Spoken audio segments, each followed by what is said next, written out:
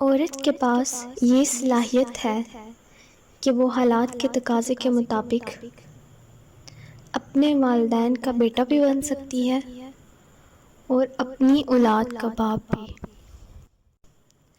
عورت کے جسم سے نکل کر، عورت کے ہاتھوں میں پل کر، عورت کی جوانی کھا کر جب طاقتور بن جاتے ہیں تو مردوں کو عورت ہی کمزور اور جاہل نظر آتی ہے۔ ہمارے معاشرے میں بہت سی عورتیں سسرال والوں کے معیار پر پورا اترتے اترتے قبر میں اتر جاتی ہیں۔ عورت کی وفاداری اس وقت پتہ چلتی ہے جب مرد کے پاس کچھ نہ ہو، اور مرد کی وفاداری اس وقت پتہ چلتی ہے جب مرد کے پاس سب کچھ ہو۔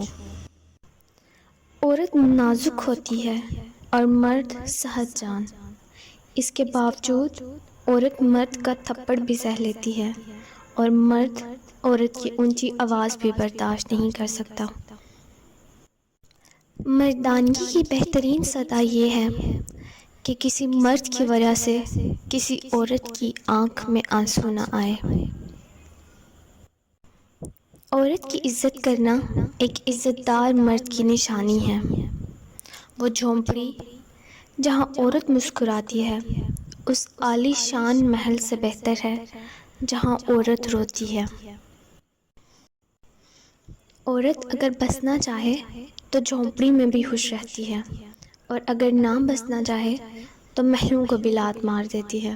اگر آپ کو یہ ویڈیو پسند آئے تو اسے لائک ضرور کریں اور چینل کو سبسکرائب ضرور کیجیے گا۔ اللہ حافظ۔